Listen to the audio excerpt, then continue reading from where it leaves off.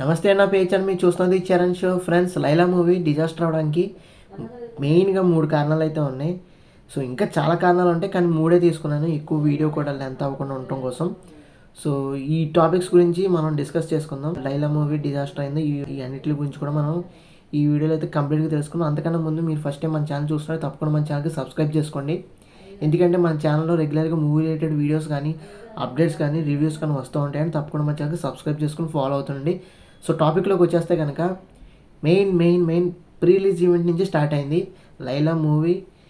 ఈ యొక్క disaster signals అనేవి పృథ్వీ గారు ప్రీ రిలీజ్ ఈవెంట్లో అనవసరమైన టాపిక్స్ తీసుకొచ్చి ఆ స్టేజ్ మీద మాట్లాడటం వల్ల ఏదైతే మేకల గురించి 151 లేదంటే 11 మేకల గురించి ఏమైతే మాట్లాడారో బయట పొలిటికల్ పార్టీకి సంబంధించిన లేదంటే బయటికి సంబంధించిన విషయాలన్నీ కూడా ఈ సినిమా ప్రీ రిలీజ్ ఈవెంట్లో పెడటం వల్ల, చెప్పటం వల్ల, డిస్కస్ చేయటం వల్ల సో అక్కడి నుంచి స్టార్ట్ అయిందనమాట మోస్ట్ కాంట్రవర్షియల్.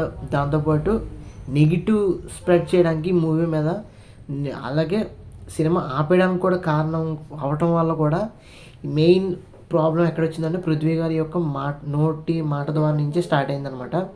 సో అదేవిధంగా నెక్స్ట్ డే వచ్చి విశ్వక్సేన్ గారు కానీ అటు ప్రొడ్యూసర్ గారు కానీ సారీ చెప్పినా కానీ ప్రెస్ మీట్ పెట్టి ఏమాత్రం కూడా నెగిటివిటీ తగ్గలేదన్నమాట. సో దాని తర్వాత విశ్వక్సేన్ గారు కూడా ఒక ఇన్స్టాగ్రామ్లో పోస్ట్ పెడతాం వల్ల కూడా దానివల్ల కూడా చాలా నెగిటివిటీ అయితే స్ప్రెడ్ చేశారనమాట. ఎందుకంటే ఆయన ఇన్స్టాగ్రామ్ పోస్ట్ అనేది చాలా నెగిటివిటీకి దారి తీసేటట్టే అయ్యిందనమాట. ఎందుకంటే ఆయన అపోజిషన్ వాళ్ళకి లేదంటే నెగిటివ్ కామెంటర్స్కి ఆయనకి రెస్పాన్స్గా ఒక ఇన్స్టాగ్రామ్ పోస్ట్ పెడతాం వల్ల చాలామంది ఎంత యాటిట్యూడ్ కానీ లేదంటే హీరో గురించి కొంచెం నెగిటివ్గా అయితే స్ప్రెడ్ చేశారనమాట. సో దానివల్ల కూడా ఈ సినిమాకి ఒక డిజాస్టర్ అవడానికి, దాంతోపాటు సినిమాకి వెళ్ళకపోవడానికి మెయిన్ రీజన్ అయింది. ఇంక మూడో వచ్చేసరికి కంటెంట్, ల్యాక్ ఆఫ్ కంటెంట్. చాలా రివ్యూస్లో కూడా ఈ సినిమాకి సంబంధించిన మెయిన్ కంటెంట్ కానీ స్క్రిప్ట్ కానీ ఏమాత్రం కూడా స్క్రిప్ట్ బాగాలేదు. అసలు ఇలాంటి స్క్రిప్ట్ ఎలా ఎంకరేజ్ చేస్తారు? సర్వసాధారణమైన రొటీను, దాంతోపాటు కొంచెం అన్పార్లమెంటరీ వర్డ్స్ యూజ్ చేయడం కానీ లేదంటే కొన్ని అసభ్యకరమైన మాటలు కానీ సీన్స్ కానీ ఉన్నాయని కొన్ని రివ్యూస్లో అయితే వచ్చినాయి అన్నమాట.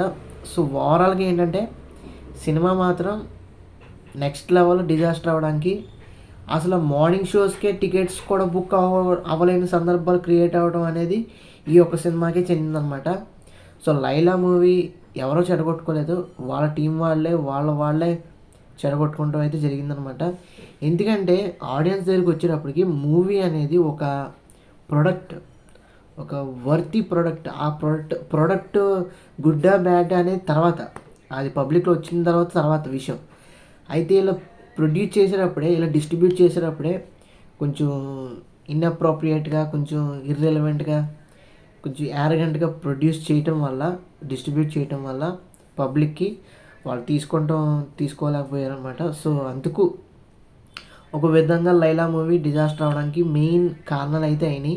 ఓవరాల్గా చెప్పుకోవాల్సింది ఏంటంటే సినిమా ఏదైతే ప్రీ రిలీజ్ ఈవెంట్లో కానీ ప్రెస్ మీట్లో కానీ ఏ విధంగా కాంట్రవర్షియల్ సబ్జెక్ట్ ఉన్నా కానీ సినిమా సబ్జెక్ట్ అనేది ఉంటే కనుక ఏ సినిమా కూడా ఆపలేమన్నమాట. సో సబ్జెక్ట్ అనేది మెయిన్ ఎసెట్ అనమాట. కంటెంట్ ఈజ్ కింగ్ అన్నట్టు ఖచ్చితంగా సినిమాకి కంటెంట్ అనేది ఉంటే కనుక అల్టిమేట్ అనమాట. అది సినిమా హిట్ అవ్వడానికి, దాంతోపాటు బ్లాక్ బస్టర్ అవ్వడానికి మెయిన్ ఎసెట్ ఏదైనా ఉందంటే కంటెంట్ బట్టే అవుతుంది.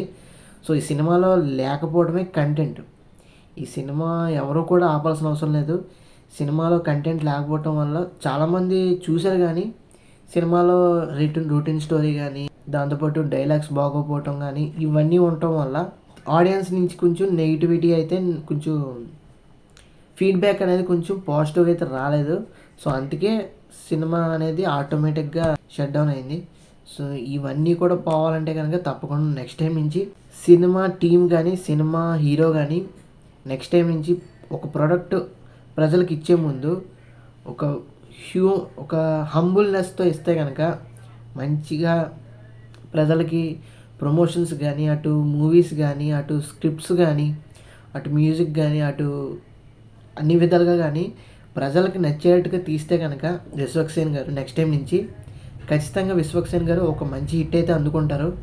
ఎందుకంటే ఇండస్ట్రీ అనేది అందరినీ తీసుకుంటుంది. అందరు హీరోలు కూడా మన హీరోలే, మన తెలుగు హీరోలే.